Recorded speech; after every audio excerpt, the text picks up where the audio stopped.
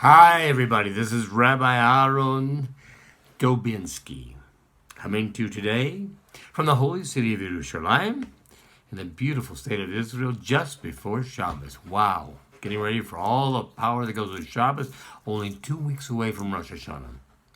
But I woke up this morning and my internet didn't work. Can you believe that? My internet didn't work. Has anybody ever done this before? You wake up, your internet doesn't work?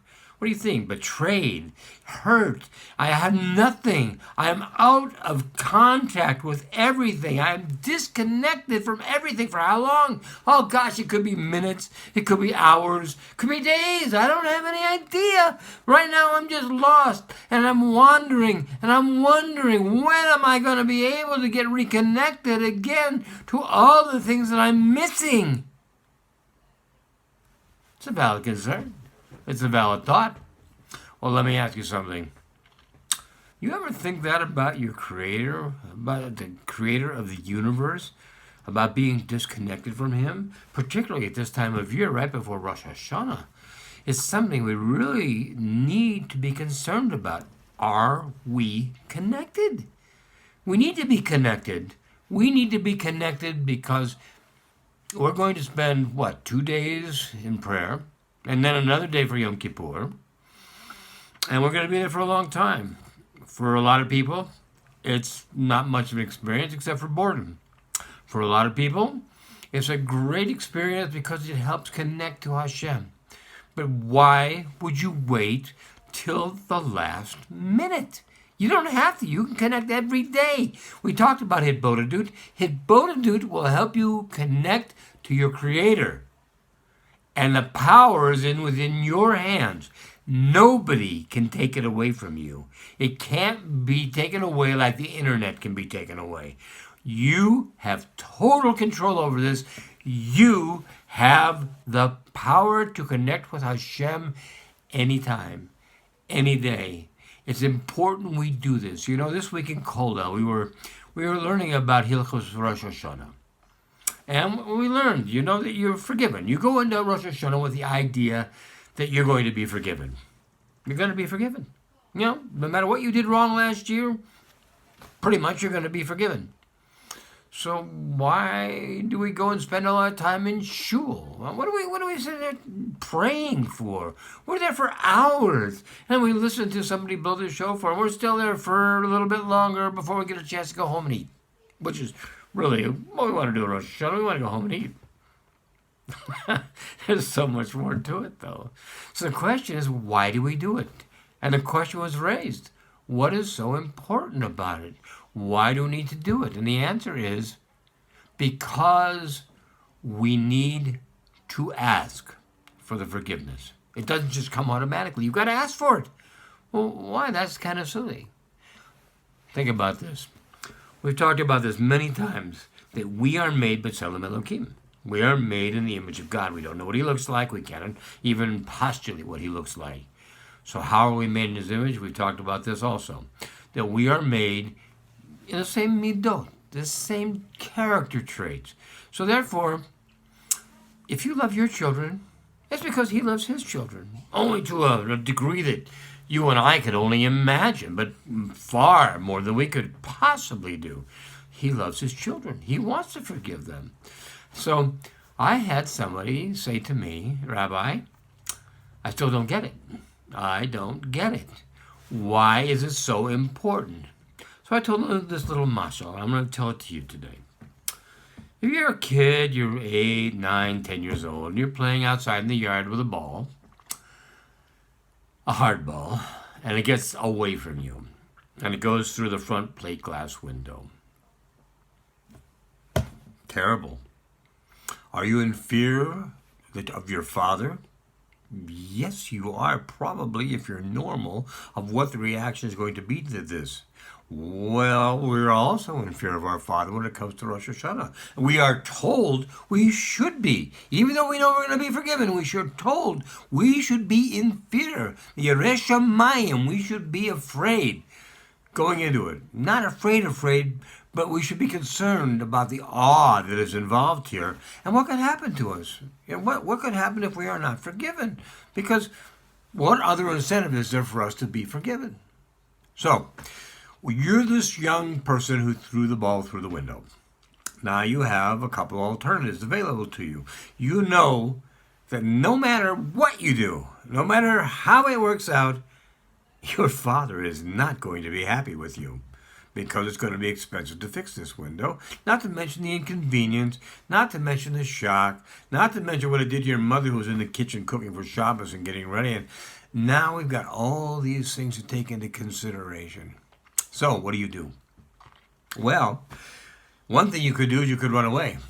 You could run and think, maybe he won't know that I did it. Maybe he'll think it's somebody else's ball. Maybe he'll think it's somebody came along, got angry, threw the ball, busted the window, and I'll come home and I'll act surprised. Ooh, my gosh, what happened? What did the window break? And you'll come home and that's what's going to happen. Or you could do like we do on Rosh Hashanah. You could go to your father when he comes home and say, Tati, I did something bad today. I threw the ball, it got out of control from me, and it broke the window. And I am so sorry for what I did, and I will make sure to try to never, ever do this again. Please forgive me. You can, if you want to, take money out of my allowance to pay for the window. I know it's expensive, whatever you want, but please forgive me. Now, you tell me, how different is this from what we do with our Tati in Himmel, with our Father in Heaven? When it comes to Rosh Hashanah, we do the same thing. Tati, I'm sorry for what I did. I made mistakes this year. I wasn't perfect. I was a human being. And we make mistakes. That's one of the reasons why you created Teshuvah before you created the universe, because you knew we would need it. You knew that there was no way we could live without Teshuvah. We have to have it. So you created it before you created the universe, so it would already be in place, and we could avail ourselves of it anytime we need to. So, here I am standing before you today with all my deeds, and I'm trying to say to you, please, look at the good things I did. I tried so hard to do so many good things. Please put them up. Make them multiply. Make them be greater than the bad things that I did. For the bad things I did, I want you to please forgive me. I'm sorry. I didn't mean to do them. And if indeed I meant to do them, I didn't know how bad they were. I didn't know what the repercussions would be. But I ask you, please, to forgive me. Please forgive me so that I can go on for a healthy, happy new year. And does he forgive you? Of course he does. Would you not forgive your child? Your child comes to you, and it's the same exact scenario. He busted the window. He comes to you and he says, I busted the window. I am so sorry. I didn't mean to do it.